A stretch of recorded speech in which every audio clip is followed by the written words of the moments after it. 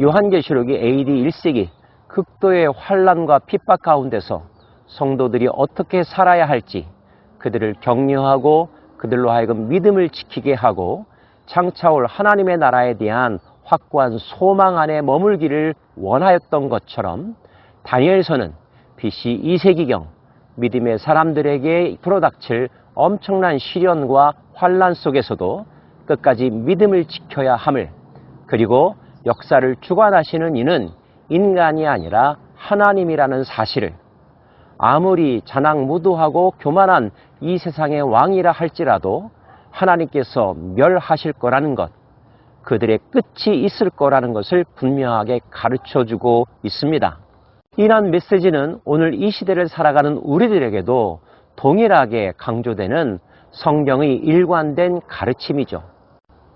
진리를 따라 사는 삶, 예수 그리스도의 길을 따라가는 삶은 결코 쉽지 않다는 것입니다. 때로는 비교할 수 없을 엄청난 유혹과 시련이 다가올 수 있다는 거죠. 배교의 유혹도 있고 타협할 수밖에 없는 연약함도 있을 것입니다.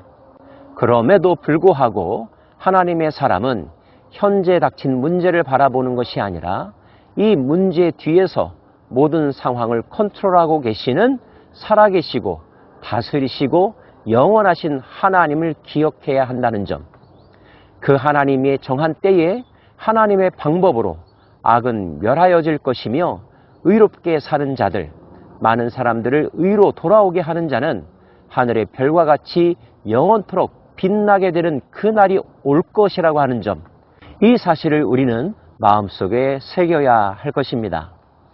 그리고 다니엘서는 그와 같은 삶을 사는 사람들이 비록 어려움을 겪지만, 불 가운데 사자굴 속에 던져지지만 그곳에서 털끝 하나 상함이 없게 될 것이고 살아날 것이며, 오히려 그들을 괴롭혔던 자들을 감동시키고 그들의 입술의 고백을 바꿈으로 하나님의 위대하심을 온 천하에 고백하게 된다는 것을 예화로 보여주고 있습니다. 다니엘서는 또한 장차 오실 메시아의 모습을 보여주고도 있죠. 느부갓네살의 꿈속에 나타났던 거대한 신상, 그 신상을 산산조각 내는 뜨인 돌이 바로 메시아를 상징하고요. 7장, 10장에 나오는 인자 같은 이, 그분이 바로 메시아를 예표하고 있습니다. 그 메시아가 어떤 일을 할 것인지에 대한 분명한 표현이 7장에 나와 있는데요. 내가 또 밤 환상 중에 보니 인자 같은 이가 하늘 구름을 타고 와서 옛적부터 항상 계신 이에게 나아가 그 앞으로 인도되매 그에게 권세와 영광과 나라를 주고 모든 백성과 나라들과 다른 언어를 말하는 모든 자들이 그를 섬기게 하였으니 그의 권세는 소멸되지 아니하는 영원한 권세요 그의 나라는 멸망하지 아니할 것이니라.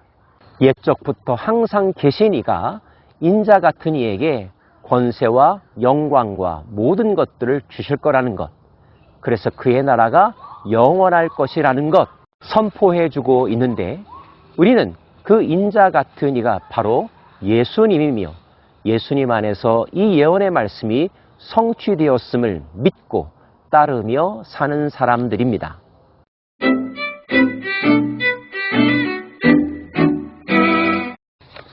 다니엘서에는 묵시서가 보여주는 많은 상징들이 나옵니다. 특별히 숫자들도 많이 등장하죠. 70년, 70일에, 7주, 한일에, 한일에는 7일이죠. 이렇게 7과 관련된 숫자들이 등장하고요. 62주, 1260일, 1290일, 1335일과 같은 숫자가 나옵니다. 이 숫자가 실제적인 기간을 의미하는 것이냐, 상징적인 기간이냐, 상징이라면 그 숫자가 얼마 동안의 기간을 의미하느냐, 해석을 위한 많은 노력들이 있습니다. 모든 사람이 공감하는 해석도 있지만 여전히 수수께끼로 남아있는 숫자들도 있답니다.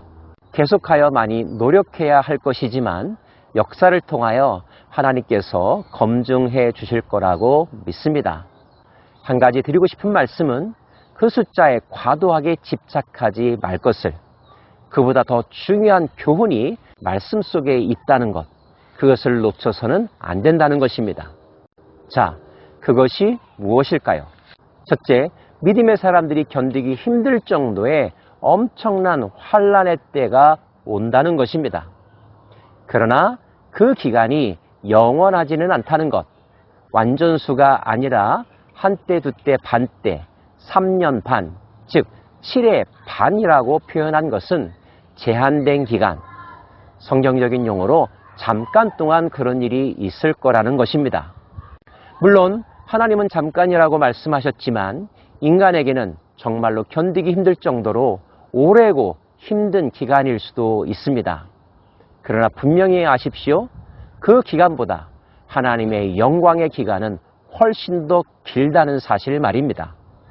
하나님의 자비는 영원하며 하나님의 승리는 무한합니다. 두 번째, 숫자와 상징들을 통하여서 그 징조에 대해서는 말씀하셨지만 다니엘이 정확한 때에 대해서 물었을 때 하나님은 답변하지 않으셨죠. 다니엘로 하여금 가라고 말씀하셨을 뿐이며 이제 마지막을 기다리라 말씀하셨을 뿐입니다. 무슨 뜻입니까? 하나님이 정하신다는 것입니다. 그리고 그 시기에 대하여 관심 갖지 말고 지금 너가 걸어가고 있는 길, 그리고 너가 가야 할 길, 그 길에 집중하라는 거죠. 사도행전의 표현을 빌리면 오직 성령이 임하시면, 성령의 충만함에 집중하면 하나님의 뜻이, 하나님의 말씀이 세상 끝까지 전파되는 때가 올 것이며 하나님께서 다시 오사 구원의 완성을 이루실 것임을 하나님께 맡기고 기다리라고 말씀하신 것입니다. 예수님은 베드로가 어떻게 될지에 대하여 궁금해하는 요한에게도 그렇게 말씀하지 않으셨습니까? 그는 그의 길을 갈 것이다. 너는 너의 길을 가라 말이죠. 사랑하는 여러분, 느부갓네살 왕이 고백하고 인정할 수밖에 없었던 것처럼 이 세상의 나라들은 사람들의 나라가 아니라 하나님이 궁극적으로 다스릴 나라이며 하나님은 그 나라를 인자 같은 이에게 맡기시고 그 영광과 권세가 영원하게 하시겠다고 다니엘서를 통하여 말씀하셨습니다. 우리가 믿는 예수님이 바로 그 인자 같은 분이며 예수님의 부활과 승천으로 인하여 하나님께서 오른편에 앉히시고 모든 영광과 권세를 그분에게 넘겨주셨다는 것. 그래서 우리는 그 예수님을 우리의 구주로 고백하고 예수님의 승리를 우리의 승리로 누리며 예수님과 더불어 영적 전쟁터에 나아가 승리의 그날까지 주님의 백성으로 살아간다면 다니엘서가 말한 지혜로운 자의 칭호를 얻게 될 것이고 하늘의 별과 같이 빛날 것이며 요한계시록이 말하는 하나님의 거룩한 신부가 되어 새 하늘과 새 땅에서 그분과 더불어 영생의 삶, 하나님 나라 백성의 완전한 삶을 살아가게 될 것입니다. 어떠한 시련이 와도 또 어떤 우여곡절이 있다 할지라도 포기하지 마십시다. 두려워 말고 평안할 것이며 강하고 강해야 합니다. 우리는 하나님의 은총을 입은 자요 하나님의 백성이기 때문입니다. 다니엘서를 함께 하신 여러분 모두를 축복합니다. 승리하십시다.